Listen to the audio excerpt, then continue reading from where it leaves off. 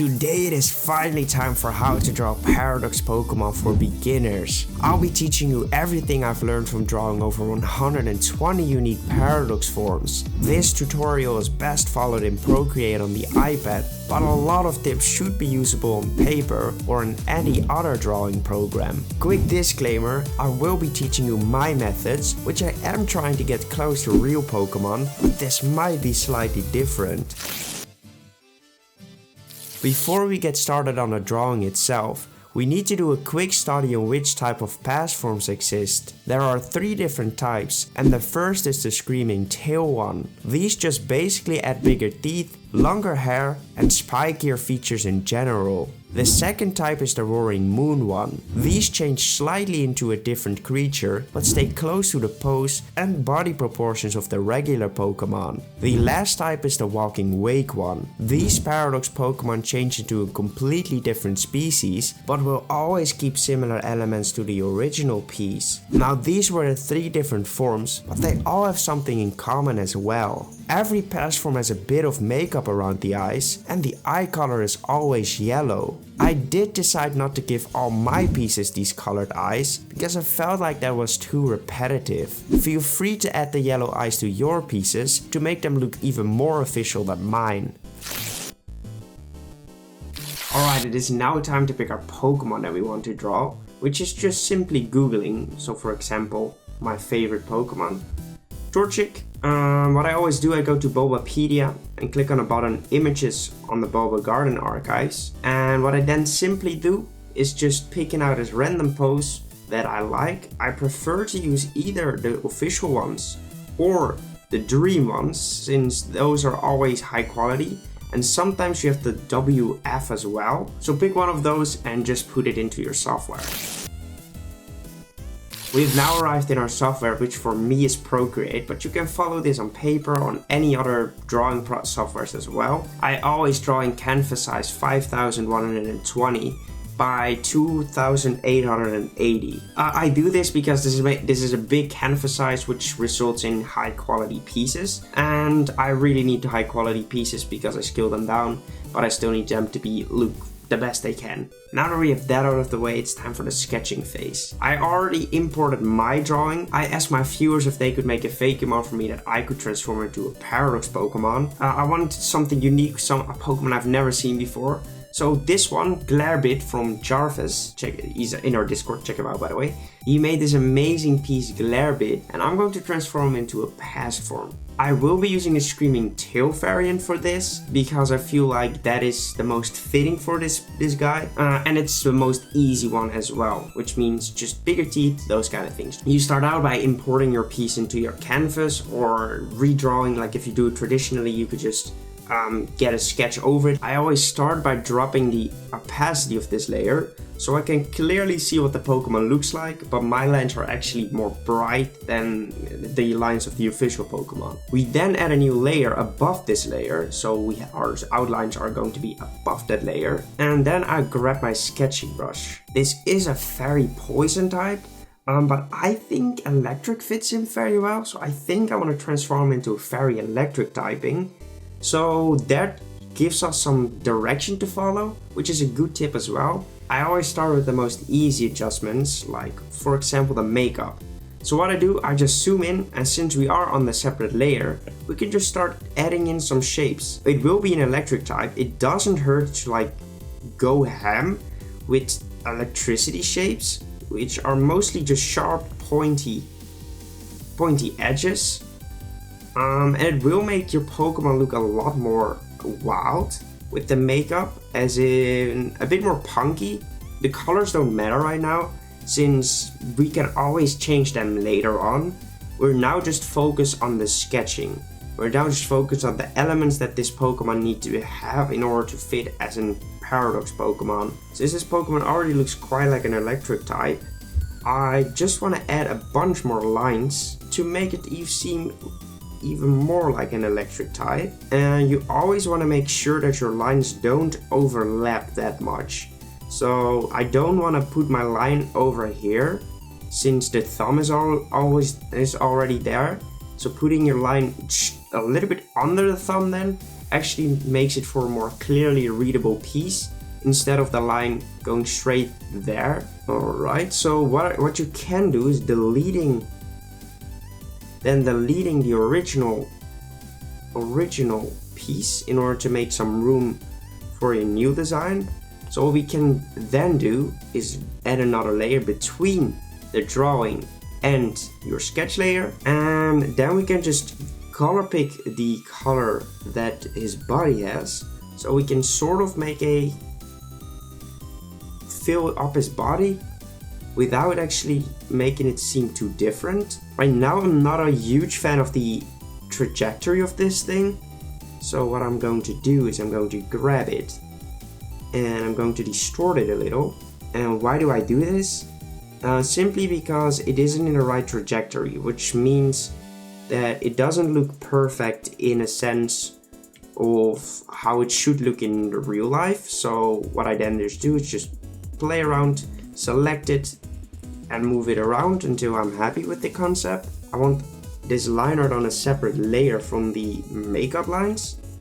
So what I can now do is select both layers, group them, duplicate this layer and flip the layer over to the other side. This makes it easier, you don't have to draw it again. Sometimes you have to make sure it fits the right trajectory on this side too, and it's not always possible, but if it is, it saves you a lot of time and makes your job a hell of a lot easier. As you can see, what I'm doing is just basically trial and error. I see if it looks good, if it doesn't, I throw it away. If it does look good, happy, we can keep it. And we can continue with the other parts of the design. That is simply what I do. I don't have to do magic, it's just trial and error. So I don't necessarily have the best tips in, if you do this your Pokemon looks amazing instantly. It's just part of the process. Just try to add teeth, longer hair, those kind of things, and it will start to look better and better and better. Another feature that we can definitely change is his toes. They're kind of cute right now with like pointy shoes. So what we might be able to do is turn them a little bit more animalistic. I definitely want to add some teeth to the design, but you always have to see, like, do I want to give him an underbite, which means like big teeth on the bottom, or do we want to move in a direction of giving him teeth on the upper side of his mouth? And I think in this case I prefer the upper side, since he already has those cute little whisker things that could really function as sockets for the teeth. Now I don't know if this looks good, and since my brain is already used to what it looks like, we can simply change our brain's perspective and reset it by going into the wrench and clicking on canvas and then flip horizontally. Now I flipped it horizontally, my brain gets reset and I can actually see what's wrong with the piece. And if there's anything wrong, sometimes there isn't anything wrong, but this teeth is too big to be on that spot, making it seem not in the right trajectory, since we want to move in. Like what we see, with the perspective that we're looking at this piece is inward, which means this teeth should be seen first and then that teeth. By making this teeth bigger, that teeth doesn't look in the right spot, doesn't look to be in the right spot. So by simply making sure this teeth looks bigger, that teeth looks more like it is in the right perspective. What I do, by the way, for selecting these, since the color is on a separate layer than the line art is, I just basically select both of the layers, go into our selecting brush, circle them, and now I can place the two different layers together. I did just get an idea. I think what I want to do in order to make this Pokemon look more feral is just basically looking at the orange sort of close. But what if it isn't close and more like Scrafty, for example, which has those pants? What if that is bigger than the yellow parts of his body, as in fur? So let's run it back real quick. What did we change to this piece that you can do for your Pokemon too? We basically added fur, which you can see over here. We added makeup, which all the past forms have too. We added some teeth, so this is the Screaming Tail treatment, longer hair, more fur, spiky teeth, spiky features, all those kind of things. We're not done yet, but that is what a pastron is. So look at your piece right now and see, have I added enough teeth? Have I added some fur? And don't just make the Pokemon more spiky, try to add something as well, right? We're adding some spikes here and there. I don't think we want to add them on everything, every part. As you can see right now, it fills up the design too much. So right now the color is too prominent. So how can we fix that? Is by simply making it a lot less big. We can grab the distortion tool again and make sure it just fits onto the design but doesn't overdo the design. Right now, the final part that we need to do is make sure the tail looks quite good as well. So the tail is still connected through, and like in the later forms, it's formed more like a bond where it could just flow freely from the Pokemon. That is going to be the design. If you are in Procreate, you can just grab all the layers with your fingers and merge them into one. Just like that. I want to make this a little bit bigger and place it in the middle of our canvas.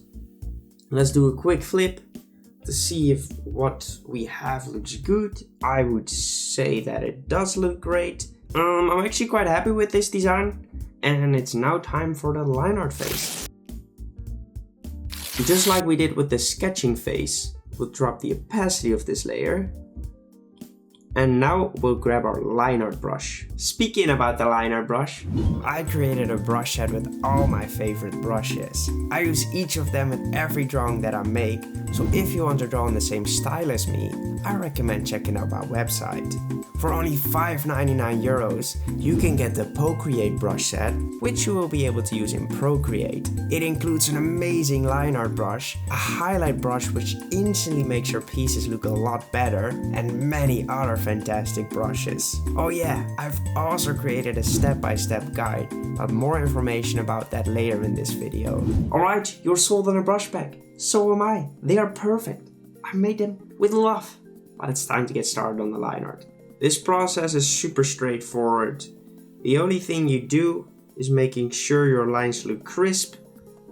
Don't be afraid to draw a line multiple times in a row in order for it to look the best it can.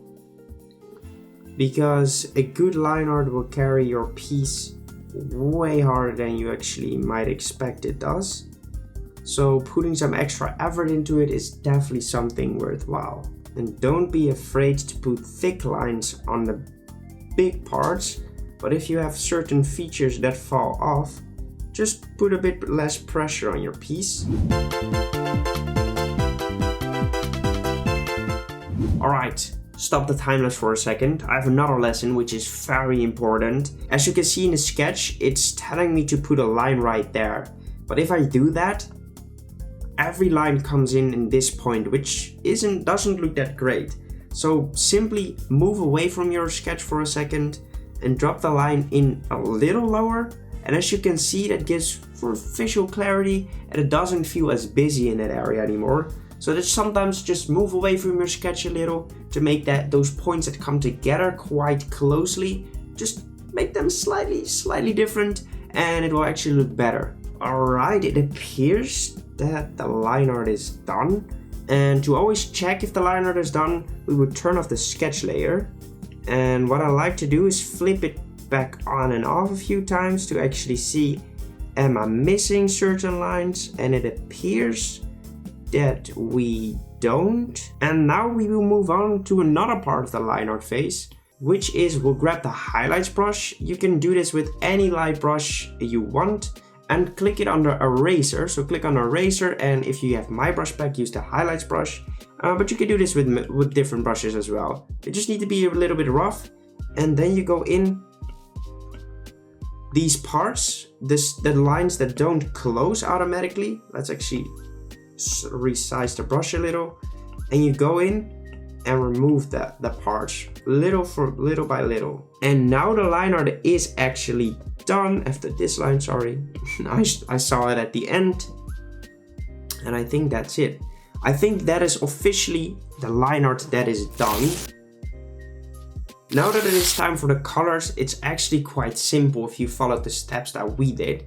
We made sure all the shapes were connected with one another, which makes us able, if you use Procreate of course, to reference our sketch layer, our line art layer actually. You can name these layers. I don't have to do that because I just know which layers. I don't use too many layers. So what I will do, I will click on reference. So click on reference of your line art layer.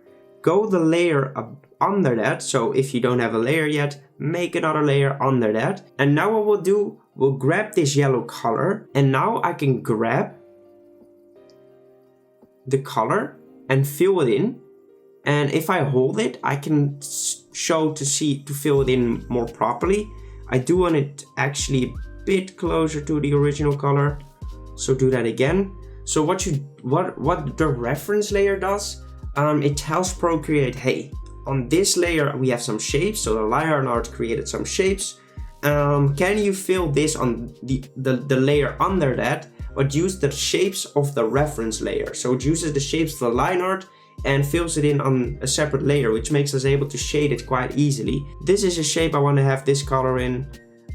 This is a shape I want to have this color in. But as you can see, it is in too high percentage. So I have to hold on, drop it quite a lot actually. Probably because of that point isn't connected properly over there. It's completely fine though. It's still filled in good enough in my opinion. So I fill in that area. And I think, never mind, I think now we have all the yellow parts filled in. And what we also can do, we can click on the top here, continue filling. And now we can just click. I don't even have to drag our color drop into them. And I just can click on the shapes that need to be this color. I want to do eyes on a separate layer because I want to add some coloration to them.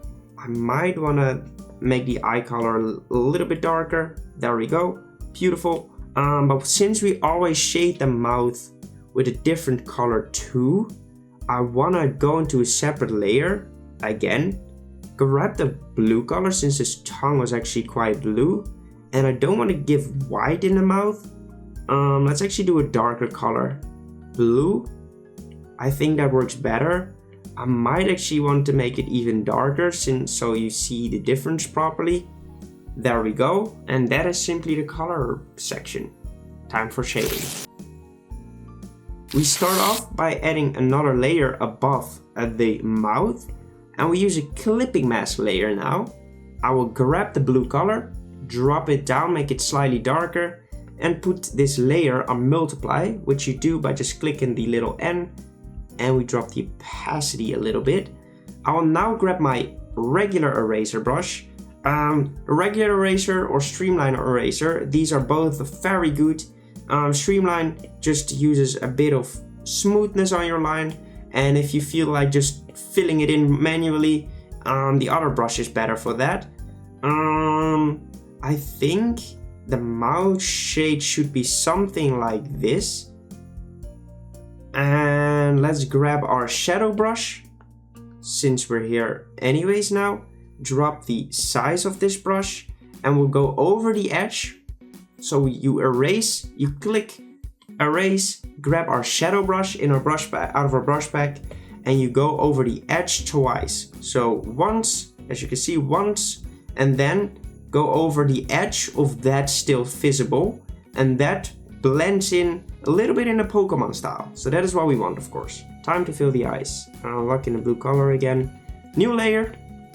Clipping mask. What is a clipping mask? You have your shape, you put the layer above it, and you tell with the clipping mask, hey, there's a shape right here. I need it to be on that shape. So what I draw on this layer needs to be on that shape. So everything outside of that layer doesn't get filled in. Let me show you.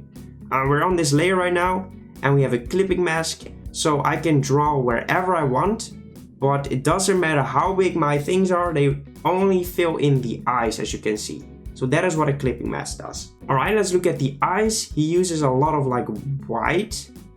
So that is what we'll do right as well. We can use the eye highlight brush. Is that what I want? No, I think I want to go with the highlights brush for this. A bit textured, not the right color. Let's put the layer on add mode. Yeah, that is exactly what I want. Blend it in on the top a little. Go into another layer. And now we grab the eye highlight brush. Click on add mode, put the layer on add mode again, and actually drop the opacity a little bit, because otherwise it will just be too white. And we go over it a few times. So you put it down and you put it down 2 more times on the same layer, and clipping mask this as well. And it's now time to shade the rest of the body. So what do? Another layer, clipping mask, multiply, set the layer to multiply, drop the opacity of the layer, select the color of that layer, use a darker version of that layer, and grab our regular eraser, or in this case I will use the streamline eraser for easier access to the shapes. But since we are using a streamline eraser, it's easier to fill with just filling. So what I want to do, I want to tell Procreate stop referencing the line art layer, so we can actually fill in on this layer instead of Procreate still looking at, hey, were you only using the line art shapes? No, I want to use the shapes I'm currently drawing. So that is why I'm turning off the reference layer right now. Pokemon is not afraid to use a lot of shading, so we shouldn't be afraid either. So let's just get started. We go over this part, beautiful, and we'll fill it in. So what we'll do right now, before we care about like making the shading look perfect, we just fill every part with shadows. Every part with shadows, and so follow me. You can use the same Pokemon as well if you want to do this. I'll make sure to put it available probably in our Discord. I want to add a bit of shading on his leg.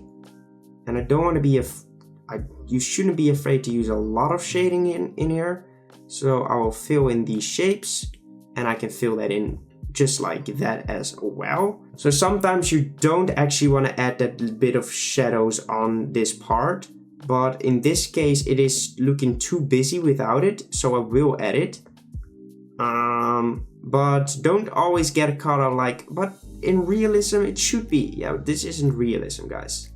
Don't be afraid to play around with it. Don't feel like you are forced to do a certain way of shadows if you don't feel like that is necessary, or if your piece looks better without it. Just don't add it. Simple. So my tip for you is just follow your reference for now. If you don't know how shading works, just follow the reference. Just look at where did they put down shadows. Well, I will put them there as well, because that is usually what I do too. But it sometimes differs a little. It can differ a little bit. If I feel like, hey, this just needs shadow and in the reference it doesn't, or I want to use different type of shading for my piece, then you can go ham. But if you don't know how shadows work, just follow your reference. That's completely fine. This is all just trying to get better at this style and better at like understanding how Paradox Pokemon and Pokemon in general just work. So don't be afraid to make mistakes. Just look at how your reference does it, and you can edit yourself as well. But basically what it is, if a light source comes from one side, so if a light source comes from this side, boom, on the drawing, that means on the other side, let's use a blue color for the shadows, on the other side we have the shading. So since our light source comes from this side, you can see that it follows on here. We have the shadow on this side of his body. So everything that is on this side of the body is in the shadow, and everything that is on the other side will be in the light. So we'll have highlights in here and here and here, and on his forehead, on this part. And I always just randomly do it as if we have another light source coming from this side onto these areas. So it has a little bit light on both sides. But that is just basically what it is. From one side the light means the other side has shadow. That's basically it. And of course you can have more light sources, what I do. But basic lighting information is one side light, other side shadow. Keep that in mind when doing these shadows. Okay. I think that is going to be all the shadows we had to put down. And now I want to drop the opacity of this layer quite a bit, because I feel like the shadow is way too on the nose. So we don't want to have that. We'll grab our shadow brush again. We'll grab our shadow brush. and we'll go over the line twice for every single part of shadow. Don't be afraid to spill over the areas that already have shadow, because you can just fill it back in. Because sometimes it's just easier to just ruin the other side of that piece of shadow than going perfectly immediately and trying to fiddle around, because you still have the color, you can still fill in that shadow. So don't worry about going over the lines. It will only help your piece, yourself, and it will make your life a lot easier. And we have one more thing to do. We'll grab our rim lighting brush. Boom, rim light in our brush pack, of course. And now it is time to add a small line on the bottom side of, it doesn't need to be the bottom, but right now we'll use the bottom. I'm currently using it at like 1%. Let's see, yeah, for this piece, 1% should do the trick. You could do it doesn't need to be big. It's better if the brush is a little bit smaller, because it makes you keep the same size everywhere, and which is definitely something you want. So you grab it on the eraser, by the way. You need to put it on the eraser, not on your drawing, because we're going to delete the bottom part of the shadings we just put down, as you can see right there. And that gives a little bit of glow to the bottom, a little bit of glow, but it actually adds a ton. Believe me, this really helps your pieces get elevated to the next level. Well, that was the part of the shadows. Quite easy, not that difficult. Just take your time, look at your reference, and it's now time for the most beautiful part, the highlights. Alright, so what we do right now, we go in another layer above the shadow layer, and we clipping mask it again. We select pure white, totally fine, drop the layer on add mode, and drop the opacity of this layer quite a bit. And we're gonna grab the highlights brush. It doesn't matter, size it up the way you want it. And what we're going to do is we're going to add a lot of texture. So just don't be shy, just add texture to every single thing. So go over it slightly on all the parts that are in the light, especially on the light, but even the parts that are in the shadow, go over it lightly so it gives a little bit of texture to those parts as well, because that really helps to make the piece look a bit better. And what we'll do right now, we'll drop the opacity of this layer a little bit. And now we're going clipping mask, another time on add, drop the opacity. And now we resize our brush to be a little bit smaller. So we're going for the hard lightning. The hard lighting, that's the right word. So now we're just going for the areas like this needs to be in the light, this part of this forehead needs to be in the light, this part as well. So now we just fill in the parts that really are in the light and really should be quite bright. And currently is way too bright, so we'll drop the opacity a little bit more, because this is too bright. But that is basically what we do, and it makes the piece look so much better. And that was the finishing touch. And I think if we drop the background color, I think that it looks awesome. Like the screaming tail, it's basically simple. We added some fur, we added some makeup, we added some teeth, and we just made him look a bit more feral. That's a screaming tail treatment. But wait, there's one more section to this shiny section. Alright, in order to make a good shiny, especially in Procreate, it is super easy because we have these layers set up and we can just use all the shadows and all the highlights we just put down and just only change the colors. So what will we do? We will select every single color, every single layer, which you do by just swiping. And now I have all the layers. I will group these layers. I will duplicate them. We use reference on the line art again. And now we can basically think, an electric type. How could we turn this electric type into something cool? I was thinking orange could maybe be cool, but I possibly thought it would be cool to flip the color palette. So all the yellow parts will be blue and vice versa. Yeah, and there we go. That is the shiny. It's just that simple. So by basically changing the colors and duplicating the entire group. If you have more questions, let me know. really let me know. I've done my best. Screaming tail, these are the simplest ones you can do. So please start out with screaming tail changes and before you start going ham, because that is way harder. I still can't do it properly either as well. So please start with the screaming tail treatment, get better on that. And if you have any questions on past forms, let me know. And let's get on to future forms. See you in a second.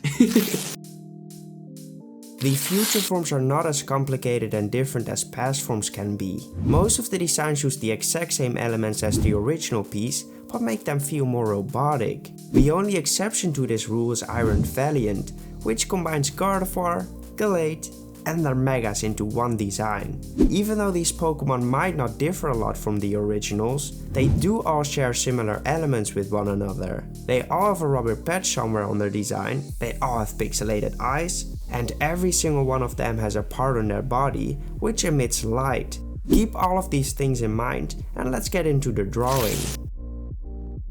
I'm recording this a few days later since I wanted to do the editing of the first part to learn from that part and make a better second part of the video. So we're going to start with another Pokemon and this time we're going to transform into a future form. You will start by picking out your random Pokemon again. Doesn't matter which Pokemon, go to Bulbapedia, grab an image, get your pose, and draw them into your software. The Pokemon that I will be transforming is Predator from Pokebrawl on YouTube. Definitely go check him out and drop some subscribers, by the way. It looks amazing. I can't wait to turn it into a future form. So we of course start again by dropping the opacity of this layer and going into a layer above that. The first thing I will do is a simple change to the eye. I want to turn this into an eye socket since future eyes are always pixelated and I want to give him a metallic eye socket. The other thing that sparks my mind is definitely to make his fins a lot more blocky to emulate robotics features. So we're going to turn these into more sharp edges and actually flatten them in a lot of areas. Another big feature in future forms are usually segmented parts, just like the neck from Iron Leaves, the paradox form of Virizion. And I see a perfect spot for that in this piece as well. The tail works perfectly well for that. What I will do is I will wrap around a shape, always following the roundness of the actual Pokemon. So what you'll do, you follow it through. Alright, so that is a segment, and in order to actually make it feel like segments, you follow the line art on the inside of the actual drawing. And what I like to do is follow through with a small line in them, because Pokemon does that a lot as well. Another big part of future forms is that their limbs usually just get blocked off. So for example, if you look at this piece, this fin isn't blocked off, so it looks natural. But in order to make it look a little bit less natural, we can actually fill that up and turn that into a robotic fin that is connected through segments instead of actually being part of the body. So I recommend doing that for your pieces as well. So if it has an arm, fill the shoulder, just make it completely rounded off, make it seem like it's a separate shape. If we go back to the segments we just put down, we have to find a way to make it look 3D. A very simple way to do so is by just adding these small tiny lines on one part of the drawing, and I don't even think they are supposed to connect there. No, they're not. Which we will shade in later on. But I don't know, I think we've done it on the wrong side. So let me just try that again on the other side. So we just put down two of these lines and we'll shade them in later on. Let's fix this fin as well, because yeah, this looks super organic. In order to see if it looks okay, we're going to go into the original piece, and we're going to delete the parts that we don't need in there. For now, I will actually delete all the fins, just to see what we have so far. There we go, that gives us a lot more freedom to work on the piece. I do feel the need to connect this part with a line so the fin actually is on top of him. The next thing we have to do is add some robotic lines onto his fins to emulate a 3D shape. Let's do that on a separate layer so we can always easily grab the pieces that we need. Right now I want to decide which part would get the lighted area, and I feel like the color around his neck should suffice, but that isn't enough for the entire piece. So what I want to do, I want to find some more areas where I could put lighted areas in. So I already decide which part is the lighted is supposed to become the lighted part during the sketch. So my idea for that is probably to just put it on the tip of every fin he has, sort of like airplanes have as well. Those small tiny lines to the tip of real airplanes. Up next is a part that is really important for future forms. You might be thinking that it doesn't add enough, or doesn't, like it's just a line, but believe me, by just simply using a small thin line on your piece, you could really break up long and big parts of open body. So make sure it actually looks right in a 3D atmosphere, which you just simply do by either using the art tool in Procreate or by looking at your shapes on the back of the tail and following that trajectory. Alright, that looks pretty nice. Make sure to do that on big open parts of your Pokemon. So look at it right now, see if he has a large body patch, like a chest area or something, or like the back of like a quadrupedal Pokemon, and just draw one line over the belly, and that should really help to improve the robot look for the Pokemon. The next thing that I want to do is to make sure the eyes look okay. So what I will do, I will follow the shape of the regular eye right now, which, nice, that worked. And now I will go into a layer under there, and I will select the color that I need from this Pokemon, which will be the color for the lighted area. And I will grab either my streamline eraser or my regular eraser tool, and I will use the shape feature of Procreate, which for me is on when I double click my Apple Pencil, but you have to find your setting for your Procreate, and I will emulate the eyes that already exist, see if they look okay. Seems to me that they are, and now I will delete the parts that are above that layer, and even that are under that the other layer. Make sure we drop it all the way down so it's actually under there. Beautiful. And now I will lock this layer in so we can't merge it once we're done with the entire sketch, and we will still have it once we get into the actual drawing, the actual line art, the actual coloring phase. In order to make sure that this thing actually looks good, we're going to replace the color under there, because that is what it will look like once we're done. And I am extremely happy with how that looks, so we'll keep it. Now that we have just learned about the segment lines, I do see another option where we could add them as well. Is exactly on the shield part of his body. And by using the points that he already has on there, we could simply follow those. Well, I'm already really happy with this design, and I genuinely wouldn't know what else to do with it. In order to see if that actually looks good in all the aspects, we can just flip the canvas again, just like we did previously. Yeah, I'm really happy with how it looks. Well, like I said, I think the design is finished. So what I will do again, merge all these layers with my fingers, put the eye, make sure you put the eye above the layer again, merge the last layers, unlock the eye, grab both of the layers, select it, put it on uniform, and make it slightly bigger and in the middle of your canvas. So the design is finished and it's time for the line art phase. Let's get it.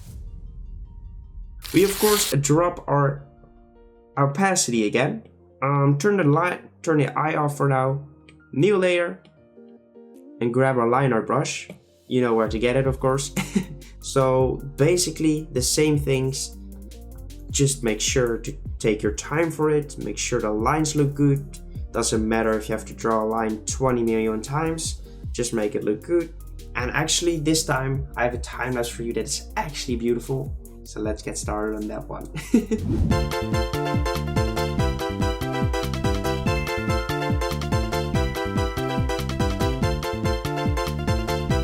Let's test the waters by simply toggling it on and off again to see if we missed a single line. And it doesn't appear like we did. That is awesome. So what we'll do right now, we will merge the layers together, grab our highlighting brush and remove the edges of the piece again. And that was the final line, which means the line art phase is done. Let's go. Well, it is time for the color phase again, but in order to make sure we pick the right colors, we bring in our reference piece, which you could always have on your canvas. You don't have to wait until the color phase. You can do that earlier as well if you like. Then we go into our layers again, pick our line art brush, reference that layer, and go on the layer under that. So the line has been referenced, and now I want to grab the color and I want to slightly make it a bit brighter. And I will now just fill in every part that needs to have that color. Grab a darker variant of this for the eye so it actually looks like an eye socket. Fill in the eye. I didn't find a different space, a different spot to put the belly patch in, which this is supposed to look like the belly patch. But some Pokemon do only have it on certain elements, like for example Iron Bundle only has it on the underside of his arms. So the rubber patch is completely fine that it's only on that part, because it is still on the piece and that's all that matters. It is now time to bring back the eye, but we do have to make sure it fits in between the right layers. Now I'm going to grab this color, I want to go to a separate layer, fill in all the areas that need to have this color. Now I do still want to bring back the other color, so in order to do so I will clipping mask this layer. I still have the color that I need, and I want to test to see what happens if I fill in these areas. It does actually appear to work in this way, so we'll do that for all these parts and I will be right back. Well, these are all the colors that I had to put in, and now we came to quite an important part of future forms, which is coloring the line art. What I will do, I will select the line art layer, I will put it on alpha lock mode, I will select the color of the lighted parts, use a darker variant of that color, and I will just color over the layer. And you might be wondering, but Nick, why doesn't it spill? Alpha lock makes sure that you can only draw on the part that has actually already been drawn on. These are some tricky situations where you might be thinking, oh, but Nick, this touches it as well. But as you can see, that part of his front or eyebrow thing is in front of the lighted part. So yes, this does touch the lighted part, but if you see it in a 3D way, it's actually behind it. So this line doesn't get the color. Okay, that was all the lighted parts. And now we move on to the shading phase. Alright, just like last time, we begin by adding another layer above the actual layer. We will select a red color, make it a darker version, put the layer in multiply mode, drop the opacity, and let's grab our streamline brush for this. Let's begin by giving these parts, the ones where you added a small segment to the actual segments of the tail, and we can just simply follow the guide of our reference piece. Put shading where he put the shading. I don't really have a lot of advice for this, unlike the advice I gave you on the previous stage, but it's a very good idea to just follow the shading of the reference piece if you're not really confident in your shading capabilities. It's simple, just follow theirs, and once you get better at it and have a clear understanding of it, you move to your own shading and just decide, hey, I want to flip it, I want to put it to the left, but just to make it easier, just focus on the shading of the reference piece. Believe me, it'll save you a ton of stress. Well, and that was the final line we had to drop down for the shadows. We will grab our eraser tool again, grab the shadow brush and we can go to work. We will simply go over every single line twice, one for the first and one for the outline to blend them in. If you don't feel confident enough of drawing an entirely big line, you can always just hold on to the pencil, hold onto your pen, and just move slowly, because it will just keep just erasing once, so you don't have to do it in one big go. It's easier, but if you're not confident enough, just do it in slightly smaller pieces. You can always go back as well, so keep that in mind with this brush. Alright, I do think it is a bit too dark, so I will drop the opacity a little bit. And now we'll grab our rim lighting brush and we'll start to erase parts of our shading. As we mentioned before, rim lighting is just as if we have a second light source that is shining bright onto our piece from the bottom side, for example. Okay, and that was all the rim lighting, the shadows, and it's time to get to the highlights. The highlights work just the same for the other piece. Another layer, clipping mask, put it on add mode, grab our add brush, highlight brush, and just go ham with the shading. We want texture on the entire piece, so don't be afraid to even put it in the shadows, but especially put it in the light. Alright, we'll drop the opacity of this layer. Now we'll do something different that we didn't do on the other piece, is grab our robot texture brush, and now we will go over the entire drawing. Just lightly once over every area. And it doesn't matter in which direction you do it, but make sure every part is in the same direction. So if you want to do it diagonally, make sure it's diagonally over the entirety of the piece. If you want to do it straight, just do it straight over the entire piece. Don't go like horizontally on certain parts or go vertical on others. Just make sure it's the same on the entire piece. We then simply put it on add mode and drop it all the way to 2%. This adds another layer of texture, which really helps for the robot feeling. We make another add layer, grab our highlights brush again, and now we'll go hard on the parts that are actually in the light. This layer is supposed to be showing the actual light on the piece. The other one was slightly for texture, so don't be afraid to resize your brush to make it smaller, to really hit the parts that should be in the light. But we also want to add one more thing, and it is clipping mask, streamline eraser, put the layer on add mode. You can drop the opacity a little bit, not really that important. And now we'll go in, let's do the above the segment lines we put down earlier. So the lines you put down on the big plain parts of the body. For example, what I said, a quadrupedal back or a chest area of a Pokemon. And now we'll just add a small white line to the top of every single segment line we put down. And let's actually do it for these parts of the segment as well.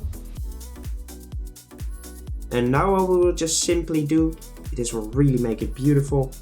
We drop this opacity until the point where it is still visible, but it isn't like white anymore. It's just like slightly white, slightly visible. So you only see it if you really look into it. And that really adds a lot of text, a lot of character to these pieces. But I do feel like this one should be on the other side to really sell the 3D shape properly.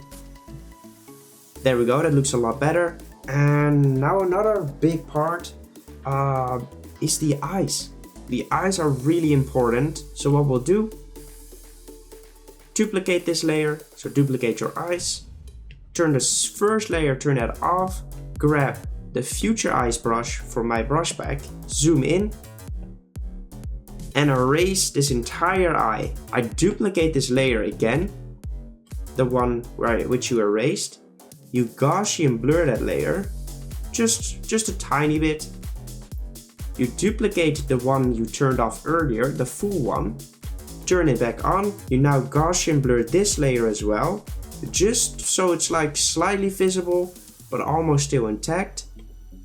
Then you drop this layer, and then you have the pixelated eyes. Beautiful. The last thing we have to make sure is that it doesn't spill onto the shapes that aren't supposed to have that Gaussian blur. So just grab those two Gaussian blur layers and just erase on the other side of the line art. If you want to have more in-depth information, I've also created a PDF with all this information that I've talked about in this entire freaking tutorial.